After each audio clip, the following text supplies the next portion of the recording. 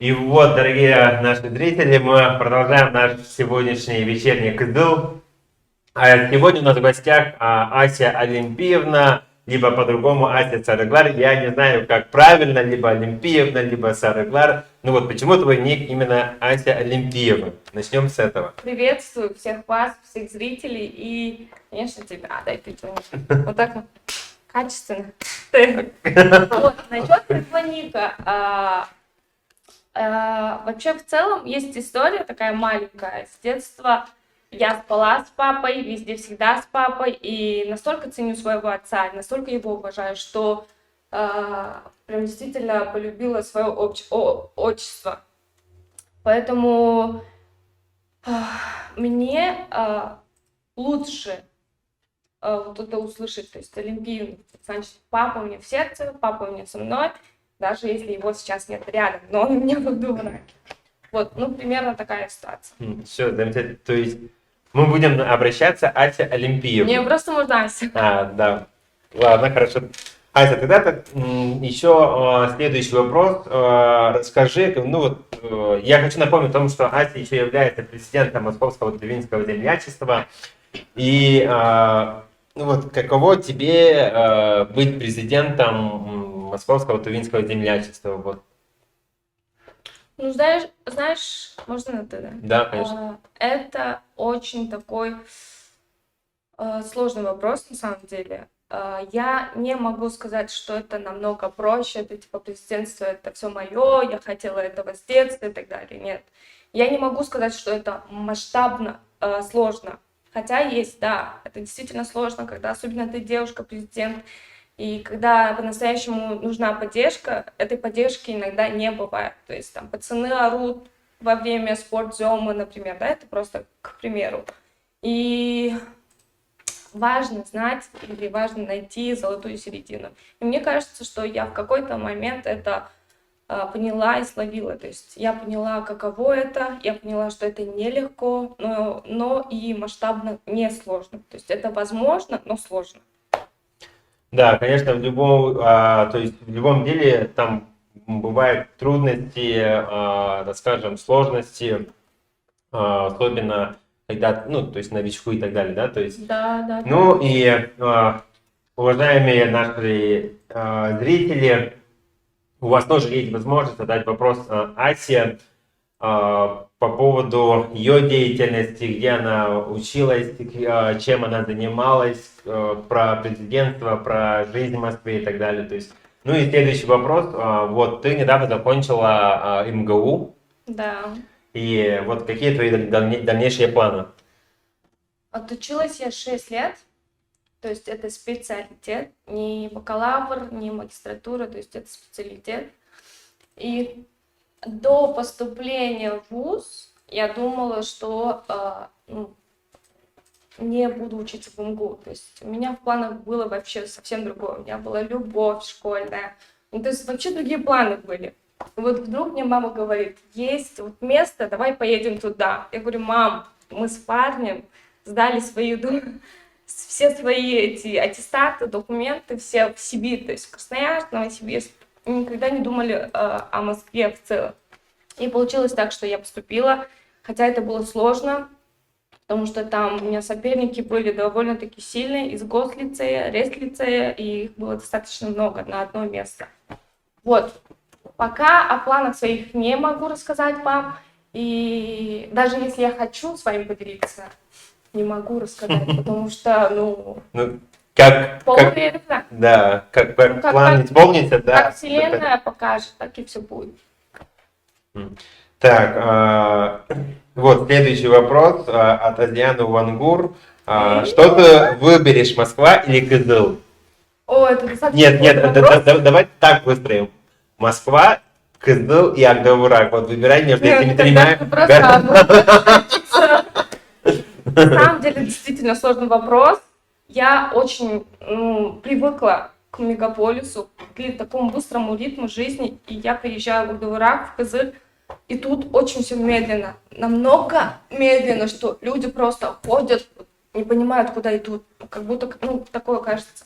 И я не могу выбрать Москву и Акдоурак. Ну, это просто невозможно. Это Кызыл, Тыва, Акдоурак, в целом Тыва — это моя родина, а Москва — это что-то другое. Я полюбила этот город к 5 курсу. С 1 курса и вообще с самого начала я этот город не могла полюбить. У меня вот сразу слезы, потому что когда я поступала в ИНГУ, мне было достаточно сложно. И вот сейчас вот давайте другой вопрос. Да, Вот давай. давайте, ну, можно сказать, что там 82 и где-то там 20, может быть, Москва, потому что родина, ну, есть родина. Давай тогда следующий вопрос. Мои студенты, земляки, в Москве же земляки есть, не 20, тогда давайте 60 на 40 хотя бы. Москва 40, а Тыва 60. Все. Все, чуть-чуть увеличили планку, так скажем, да, в пользу Москвы.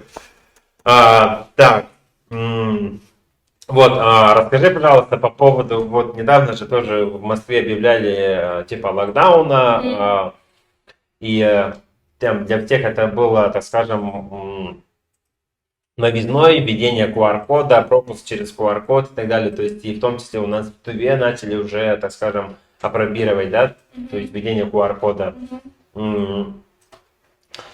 Вот. Как у нас студенты, ну, в целом даже там работающие, ну, то есть тувинцы, да, в Москве, как они переживали, как они либо обращались ли к тебе, как к президенту землячества, что у них было, вот, и... Именно по Москве, да? Да, То, что было в Москве. Да, то, что было в Москве.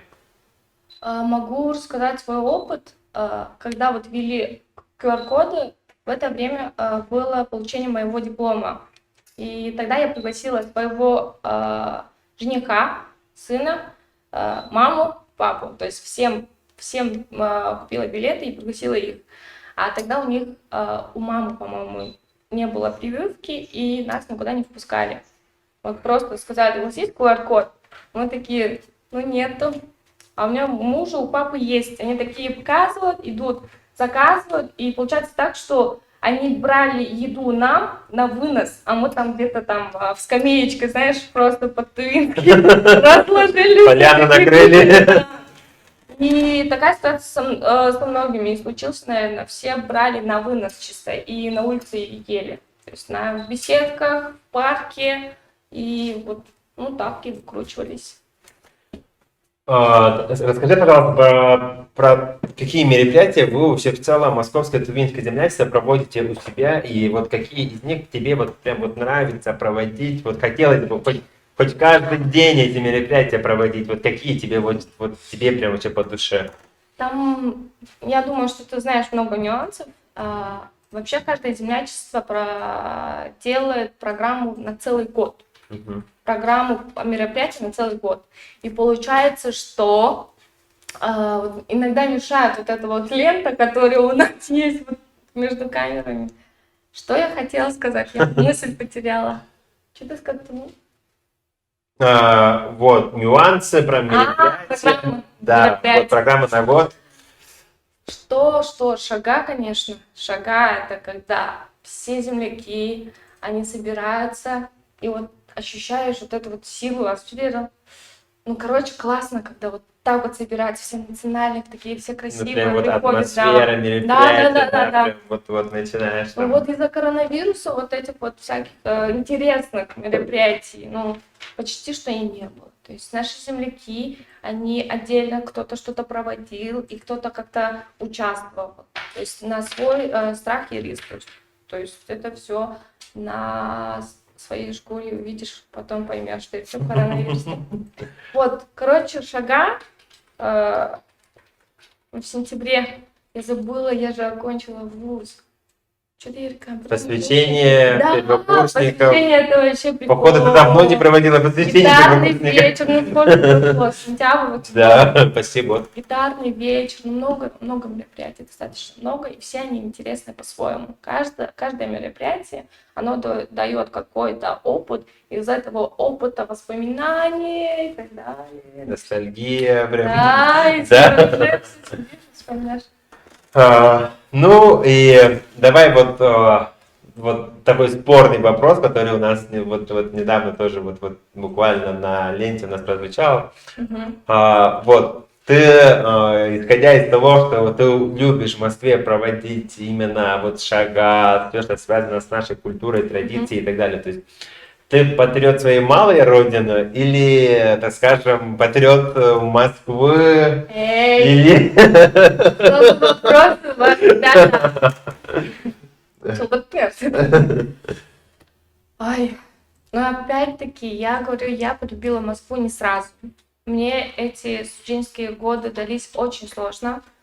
Когда я стала президентом, я 24 суток даже не могла нормально спать, потому что есть проблемы глобальные, может быть, даже проблемы у наших земляков, и надо 24 решать. суток, Да, такое было. Но я не говорю, что это прям там, сутки. да, прям сутки я прям Не помогала. 24 часа, а 24 суток. Чё, Галя?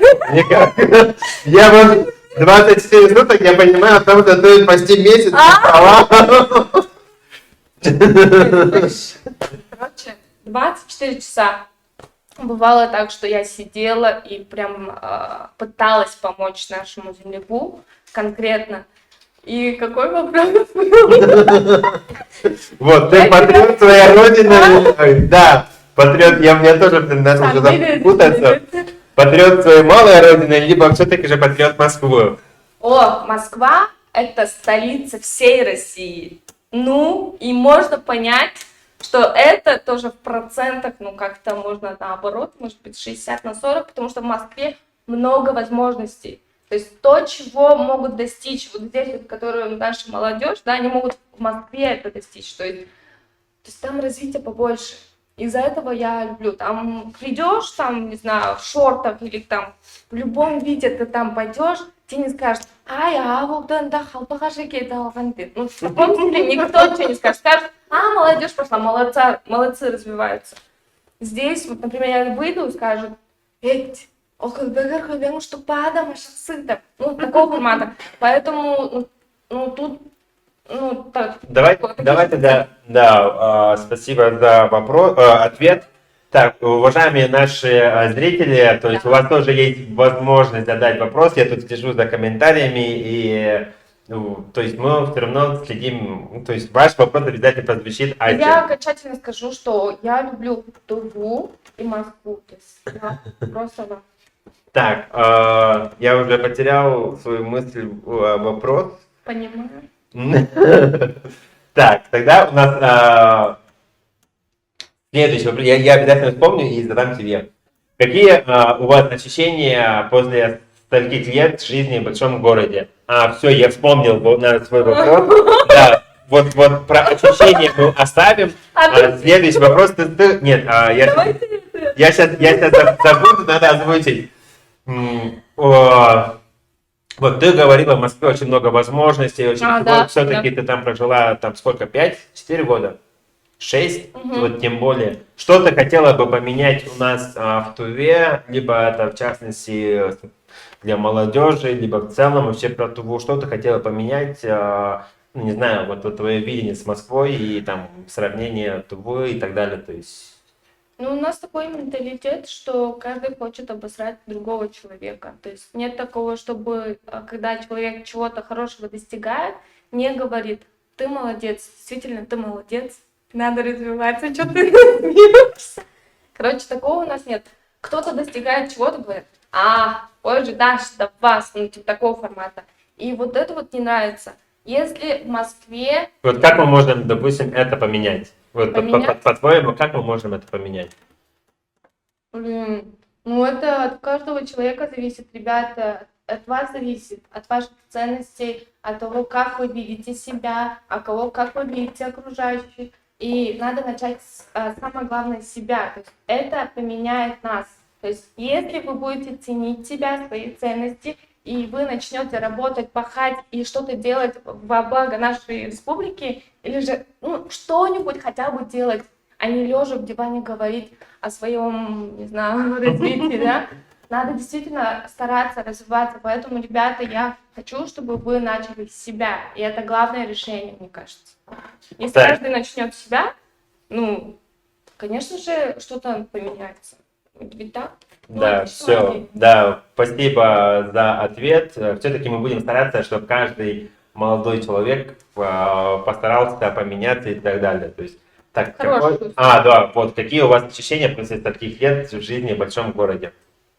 Я сказала, что все как будто бы замедленно.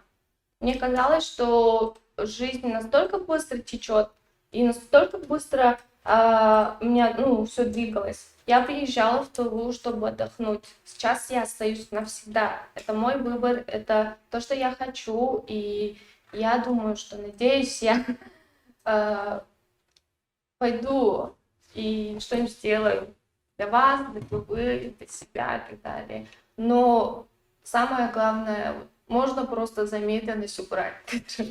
Это у нас задал Мерген Кужугет, я не знаю, откуда он, у него закрытый профиль. Вот, Мерген Кужугет задал вопрос именно про ощущения. Ощущения Да. какие? Ну вот, какие у вас ощущения после стольких лет жизни в большом городе? Вот, на этот вопрос. То есть я к тому, чтобы ты... Ощущения. Да, я к тому, чтобы ты прям напрямую Мергену Кужугету обратилась. После... Еще раз вопрос задайте, пожалуйста. Какие у вас ощущения после стольких лет жизни в большом городе? Блин, радость. Я окончила такой вуз. Потом веселье. Это эмоции, да? Ну, короче, самое главное, что я решила остаться в Туве, и ощущения крутые. Первое. Ну, давайте тогда перейдем к, так скажем, виртуальному твоему миру Виртуальному миру. под ником Ася Олимпиевна. И вот в Инстаграме сколько у тебя подписчиков? Можно это отобразиться вот так? Печко салата. Так, я сейчас... Я думаю, вот здесь будет когда-нибудь. Вот. Надо обязательно отвечать. Ну, Мне кажется, что если я скажу, то типа скажут, да. Ну, я уже открыл твой профиль, у тебя 46,2 тысяч подписчиков. Я думаю о том, что это прям замечательный успех. То есть я бы тоже хотел бы хотя бы 10 тысяч, чтобы делать, у меня была функция, типа, свайпать вверх. Ой, это да. И вот, как ты ну, так скажем, твои советы начинающим блогерам, типа меня или кого-то там еще, которые хотят там функции свайпать вверх, вот твои советы и как ты достигала именно вот 46 тысяч подписчиков? Ой, хайпнуть один раз, и все. Хайпнуть один раз. А какой твой хайп был? Я не хотела говорить, что вот надо вот это делать, надо вот так вот поэтапно все делать и так далее. То есть это будет слишком понтово выглядеть, что ли. Просто у меня вышло так, чисто мой опыт. Я что сделала? Я приехала из Алла, из юрты. И вот, я там пробыла достаточно дней. И вот когда я приезжаю в Агдамурак, захожу в магазин, там вообще очереди куча. Потом приезжаю в Сбербанк, а там еще такая очередь. Еще просто не залезть, не выйти там. И вот я такая думаю, приезжаю в заправку, Чудерик, ну заправка, там тоже очередь, везде очередь, во всех магазинах, везде. И, короче, мы такие смотрим, что же случилось. И потом, вот мой жених Шоел зашел в Сбербанк онлайн, а там выплата. И получилось, что это он Мангакшалар. И, ну, это на самом деле у меня было очень много таких... Я вспомнил про, да, мне кто-то рассказывал по поводу там он Шхалар, там, что там, ну, да. Да, это было, знаете, когда люди даже не могли даже сказать коронавирус-то, даже про это слово не знали, какой это вирус-то без проверки. И вот тогда, короче, вот у меня началось все. С этого момента меня начали опубликовывать в разных пабликах. И первый паблик, который меня поддержал, и который меня отметил, и который вообще в целом поддерживает меня, это «Молодежь Тува». Молодежь сказал. Молодежь Кызыл, да.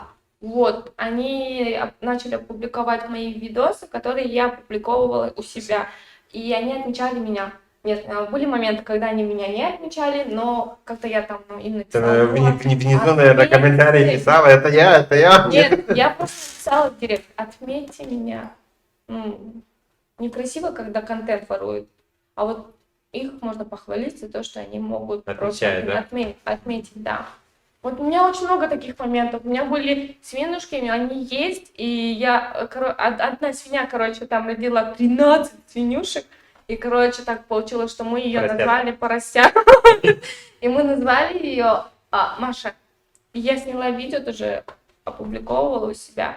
И так все пошло. То есть там сначала 5, потом 6 тысяч, потом меня начали звать на батлы. И после батлов у меня там уже всё пошло. Что за батлы? Как Батлы, это? когда тебе дают задание, ты такая реально делаешь, просто А. по факту делаешь, и все. Замечательно. Вот опять же Мерген Куджугет пишет, ну, то есть... Марген, ну что за вопрос? Так, сейчас, подожди. Он просит обращаться к нему просто Мергешка. Все. М, Это студент Москвы. Я знаю. И вот он... Что за... Ну, про трудности я не буду спрашивать, просто он задал вопрос, какими трудностями сталкивался на посту президента землячества. Да, Это пропустим, очень у нас, сложно. да, проблем очень много, трудностей есть. На самом деле хочется сказать. Ну, если хочешь, то... Вот трудности, пожалуйста, я вот сейчас хотела бы обратиться к нашим землякам, которые живут и работают в Москве, ну и даже студентам. Есть некоторые земляки, которые уезжают из Тувы, из нашей малой родины, чтобы заработать. И вот тогда в Москве они начинают, алкоголь выпивать. И после этого их даже не могут найти их родные и близкие. И потом обращаются ко мне. Таких обращений очень много, достаточно много. Я отправляла 3 даже до аэропорта просто отправляла, и они даже бывало, что не улетали. Это на самом деле, думаю, что об этом не стоит молчать, потому что действительно человек приехал заработать, а получается, что этот человек губит себя. И вот так вот родные и близкие теряют и обращаются: вот, пожалуйста, помогите, там, отправьте на моего там отца, мою дочь. Бывало, что я рисковала своей жизнью и пошла в какую-то квартиру с 2 активистами, и мне приходилось достаточно много всего делать, чтобы отправить их обратно в Туву. Поэтому, друзья, если вы хотите там уехать в Москву и заработать денег, то делайте это правильно, а не так, чтобы приехал, начал пить и потерял себя. То есть это не надо делать. Вот. Это одна из трудностей. Их достаточно много. Да, спасибо большое прям за такой призыв. Да, когда молодежь, ну да, даже не только молодежь, да, Взрослые. да, взрослые даже, когда уезжают в другие города и начинают там не так себя вести и заниматься не той деятельностью, ну, так скажем, не теми делами, которые приехали делать. Это очень сложно, Да. и вот перед вами сидит вот Ася, которая на свои хрупкие женские плечи брала за вас ответственность, за младших, за взрослых, и тем самым пыталась решить данные проблемы. И спасибо тебе большое за твое, именно конкретно за эти дела. И хочется просто поблагодарить и выразить благодарность. И вот, лунная Ира. Наверное, это... Не знаю кто, лунная Ира. Здравствуйте. Дальнейшие планы есть у вас, где вы будете работать? Об этом я чуть намекнула и сказала, что, может быть, Вселенная мне укажет, что мне делать. Аминь. Это шутка. Если говорить о всех планах, то могут сглазить. В это я поверила недавно, когда нам подарили дом. И вот. Короче, лучше не надо говорить о своих планах, обо всем. По факту сделала, показала. И поэтому, может быть, да, вам интересно обо всем узнать, но постепенно вы можете узнать, что я буду делать в Туве, чем я займусь, где я буду работать. И, может быть, когда я даже скоро рожу. Там 4. Ну, это шутка, короче. Вот, и опять Мергешка пишет о том, что можно услышать от вас лично он муңашкаларыны, прости за провокацию, Ася. А что именно? Именно это слово? Ну, просто в чем прикол? Меня очень много раз просят, когда даже на улице иду. Было так. В Ну- кафе захожу, меня просто жестко вот так толкают. Я такая, блин, смотрю, и просто говорят, он немножко любит пойти. Это на самом деле очень нетолерантно, ребята, это вообще просто, это напрягает. Можно просто сказать, ну, в чем прикол, ну, этого формата. То есть я могу сказать это без проблем, но это можно сказать индивидуально вам. То есть я могу вам позвонить, сказать. Под заказ, Под заказ, да, он наш, серьезно. оплата 10 тысяч. Да. Да, ну, еще раз напомню, дорогие наши зрители, о том, что у вас есть прям уже возможность там задать пару вопросов Асе. Ну, я продолжу еще, так скажем, свой вопрос, который меня интересует. Тоже связано, так скажем, с виртуальным миром, Инстаграмом. Вот, сколько, вот, ну, это примерно, можно сказать, сколько ты зарабатываешь на своем Инстаграме? Говорят, не лезьте в чужой кошелек. Ну, давай не ты, а значит, мы можем взять в общем. Я просто к тому, почему я спрашиваю, Инстаграм? Ага.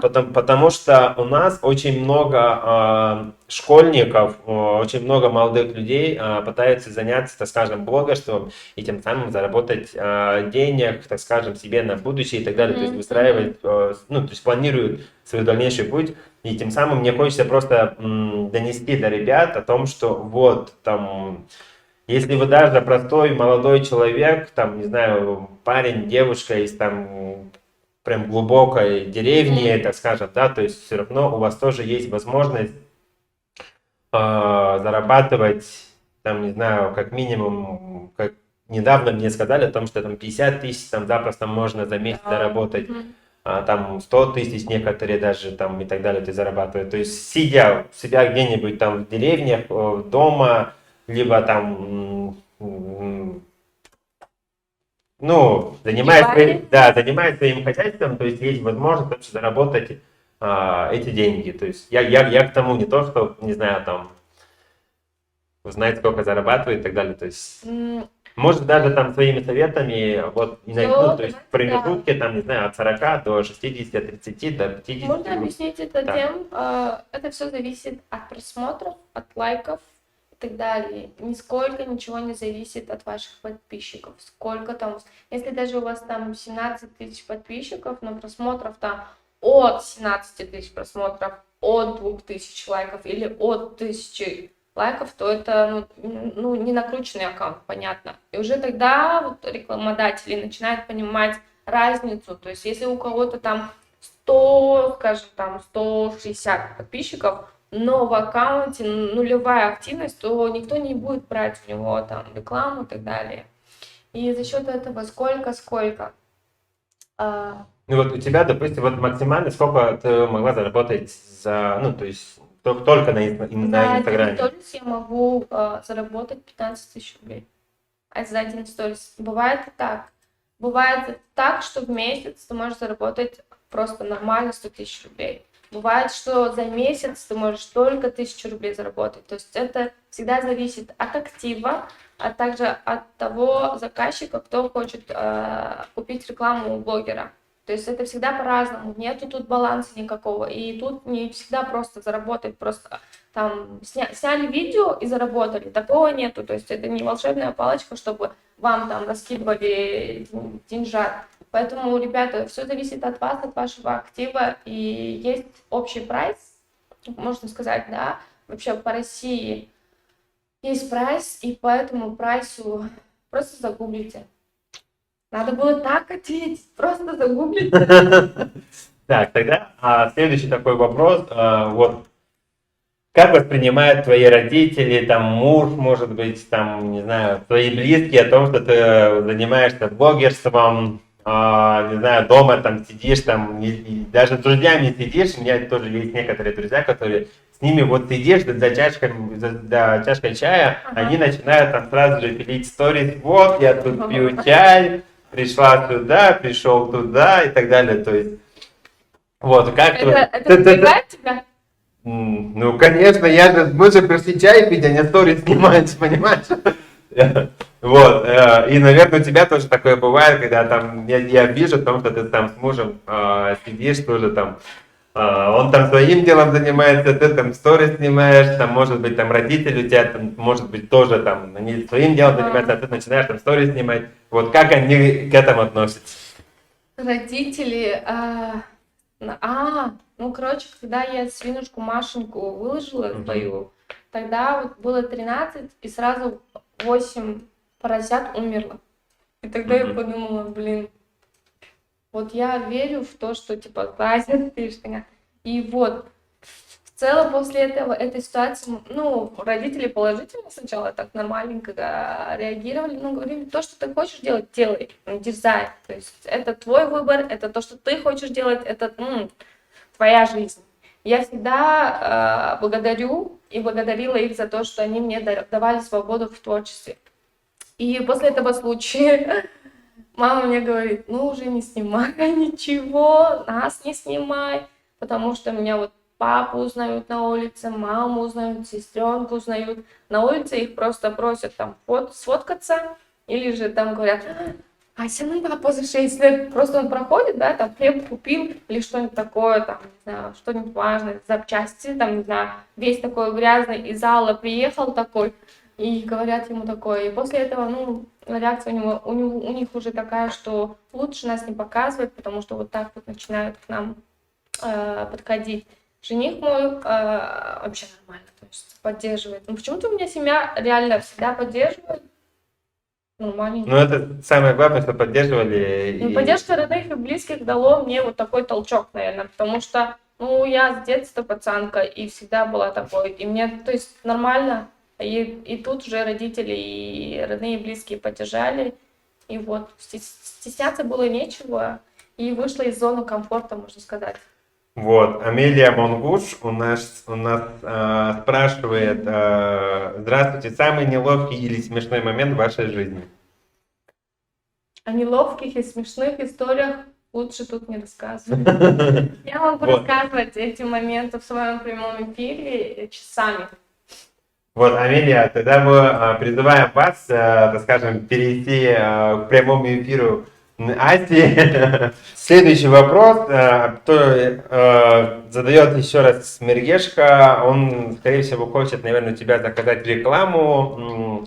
Мергешка, я готов продать твою рекламу, нет, или как правильно? Договориться твою рекламу за 20 тысяч рублей. Ну, я просто на 5 тысяч дороже, чем 15, да? И вопрос... Это бывает по-разному, я, кстати, сказала, да, про это? Нет, я думаю, Мергешка, он сможет. Есть ли у вас определенная цена за рекламу у блогеров? Да, есть. Ну, это по-разному уже сказал, да? Да, есть. В зависимости, кто заказывает, там, знакомый, незнакомый магазин, наверное, да? То есть... А знакомым, кстати, есть скидка у тебя? Для знакомых Да. скидка? Ой. Ну, не знаю, брат, сват или как. Спрашивает рекламу. Нет, я не выпрашиваю, но могу выпросить, если хочешь, прям в прямом эфире, чтобы ты не смогла отказать. Кстати, когда ты начинаешь рекламировать, да, что-то, когда действительно люди начинают тебя поддерживать, когда покупают действительно рекламу, есть такие близкие, родные, ну, то есть знакомые, да, скажем, у меня вот родственники, у родственников никакого бизнеса нет, и они там ничего не просили. Есть такие знакомые, которые говорят, салт песен за пергес, ну, то есть такое отношение есть. И никакой скидки для этих Я знаком. знакомых нету. Вот так вот, друзья, даже договориться не получается. Ну, и Ася, Самые близкие подруги, конечно, бесплатно можно. а как попасть в этот список зеленых? Это Это шутка, ребята, не воспринимайте это всерьез. Да? Это Наверное. просто сарказм был. Ладно, спасибо большое, Ася, за то, что тоже сегодня нам уделила свое время, оставив ребенка. Детей! Я сегодня няня года. Да? Да. Вот, оставив своих детей и уделила нам время, пришла сюда. И спасибо большое за то, что ты поделилась, так скажем, частью твоей жизни, в президентстве, студенчестве, ну и, конечно же, о трудностях, которые ты сталкивалась. И спасибо тебе за твои советы. Ну и в целом еще раз за то, что ты сюда пришла и уделила нам время. Давай, Катя. Ой, простите. Все, короче, классно было. Давай еще раз. Спасибо большое. Давай. А мне тоже лень, куда? Чарс, чарс, чарс, чарс. Всем пока. Вот так вот москвичи делают. Вам Все, спасибо большое, всем до спасибо. свидания.